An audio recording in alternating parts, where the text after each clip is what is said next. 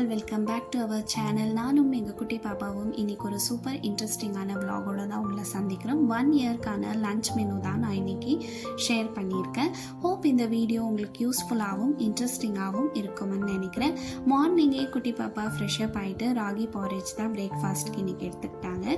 அவங்க கொஞ்சம் நேரம் விளையாடிட்டு தூங்கிட்டாங்க. அதுக்கப்புறமா தான் நான் இந்த லன்ச் மெனு ப்ரிப்பேர் பண்ணுவேன். எப்போவுமே அவங்களுக்கு ராகி பாரேஜ் நான் மார்னிங் பிரேக்ஃபாஸ்ட்டுக்கு கொடுத்துருவேன் ஸ்கிப் பண்ணாமல். 6 மந்த்ஸ்லேருந்தே அவங்க சாலிட் ஃபுட் இன்ட்ரடியூஸ் பண்ணதுலேருந்தே நான் ராகி ரெகுலராக அவங்களுக்கு கொடுத்துருவேன். அவங்களுக்குமே இப்போ அது ஃபேவரட் டிஷ் ஆகிடுச்சு. இந்த மாதிரி கொஞ்சம் நேரம் விளையாடிட்டு அவங்க தூங்கிடுவாங்க. அவங்க தூங்குகிற கேப்பில் லன்ச் ப்ரிப்ரேஷனை நான் முடிச்சிருவேன்.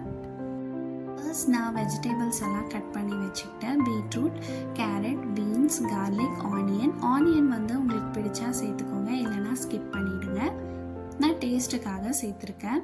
இப்போது இன்னொரு பக்கம் 2 டேபிள் ஸ்பூன் தால், 2 டேபிள் ஸ்பூன் ரைஸை நான் வாஷ் பண்ணி சோக் பண்ணி வச்சுக்கிறேன். இப்போ ஒரு குக்கரில் கொஞ்சமாக எண்ணெய், அதுக்கப்புறம் கொஞ்சம் ஜீரா, உங்களுக்கு வேணும்னா நீங்கள் கீ கூட சேர்த்துக்கலாம். அதுக்கப்புறம் வெங்காயம், இந்த கட் பண்ணியிருக்க வெஜிடபிள்ஸ் எல்லாம் நான் ஆட் பண்ணிவிட்டு ஒரு 5 மினிட்ஸ் சாட்டே பண்ணிக்கிறேன். நம்ம குக்கரில் செய்கிறதுனால ரொம்ப நேரம் நம்ம வதக்க தேவையில்லை, ஏன்னா அதுலேயே நம்மளுக்கு வெந்துடும்.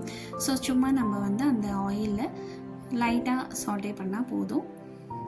அதுக்கப்புறம் கொஞ்சமாக மஞ்சள் தூள், சால்ட், அப்புறம் வீட்லேயே அரைச்ச மிளகாத்தூள் இருந்தால் சேர்த்துக்கோங்க, இல்லைனா பெப்பர் பவுடர் கூட நீங்கள் சேர்த்துக்கலாம். இதெல்லாம் சேர்த்ததும் திரும்ப ஒரு 2-3 மினிட்ஸ் நான் வதக்கிக்கிறேன். அதுக்கப்புறம் தேவையான அளவு தண்ணி விட்டுட்டு நம்ம சோக் பண்ணி வச்சுருக்க மூங் தால் ரைஸ் இருக்குல்ல, அதை ஆட் பண்ணிவிட்டு 3 விசிலுக்கு நான் வச்சுக்கிறேன். உங்களுக்கு எந்த பதத்தில் வரும்னா கொஞ்சம் பொங்கல் கன்சிஸ்டன்சியில் வரணும்.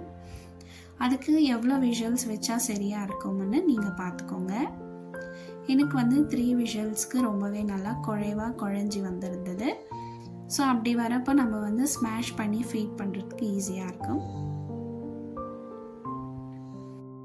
கம்மியான குவான்டிட்டியில் செய்கிறதுனால அதிகமாக தண்ணியை நீங்கள் சேர்த்துக்கோங்க. அப்போது நம்மளுக்கு ஃபுட் வீணாகாமல் இருக்கும், தீயாமல் இருக்கும். அதே மாதிரி மீடியம் ஃப்ளேமில் வச்சுக்கோங்க.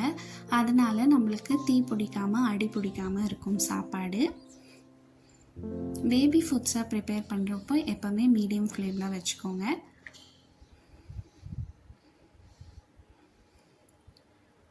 நம்ம சேனலை புதுசாக பார்க்குறவங்க சேனலை சப்ஸ்கிரைப் பண்ணி சப்போர்ட் பண்ணுங்கள். இப்போ நல்லா வெந்து குழஞ்சி வந்துடுச்சு. நான் ஒரு ஸ்மாஷரில் ஸ்மாஷ் பண்ணி என்னோடய பேபிக்கு ஃபீட் பண்ணிடுறேன். இன்கேஸ் நீங்கள் குட்டி பாப்பாவுக்கு ட்ரை பண்ணுறீங்கன்னா நீங்கள் நல்லா பொறுமையாக ஸ்மாஷ் பண்ணிக்கோங்க, இல்லைனா மிக்சர் ஜாரில் பல்ஸ் மோடில் கிரைண்ட் பண்ணி அவங்களுக்கு ஃபீட் பண்ணிக்கலாம். பொறுமையாக ஸ்மாஷரில் நீங்கள் ஸ்மாஷ் பண்ணிங்கன்னா உங்களுக்கு பேஸ்ட் கன்சிஸ்டன்சிக்கு வரும். பட் பொறுமை தேவை. இப்போ நல்லா நான் ஸ்மாஷ் பண்ணிக்கிறேன். 1 இயர் பேபின்றதுனால நான் கோர்ஸாக தான் ஸ்மாஷ் பண்ணிக்கிறேன். இப்படி நம்ம கொடுக்கறதுனால அவங்களுக்கு அந்த சாப்பாடை கடிச்சு சாப்பிடுவாங்க. ஏன்னா அவங்களுக்கு பல் வந்திருக்கு இல்லையா, ஸோ சாப்பிடுவாங்க. அவ்வளோதான், பேபி ஃபுட் ரெடி. அவங்களுக்கும் நான் ஃபீட் பண்ணிவிட்டு அவங்களும் வந்துட்டாங்க குளிச்சுட்டு. ஸோ ஃபீட் பண்ணுறா, நீங்களே பாருங்கள், அவங்க என்ஜாய் பண்ணி அவங்களோட ஃபுட்டை சாப்பிட்றாங்க. அவங்க விளையாடிட்டு தான் சாப்பிடுவாங்க எப்போவுமே லன்ச்சு. ஓகே, நெக்ஸ்ட் ஒரு இன்ட்ரெஸ்டிங்கான விலாகோட சந்திக்கிறேன். Bye friends.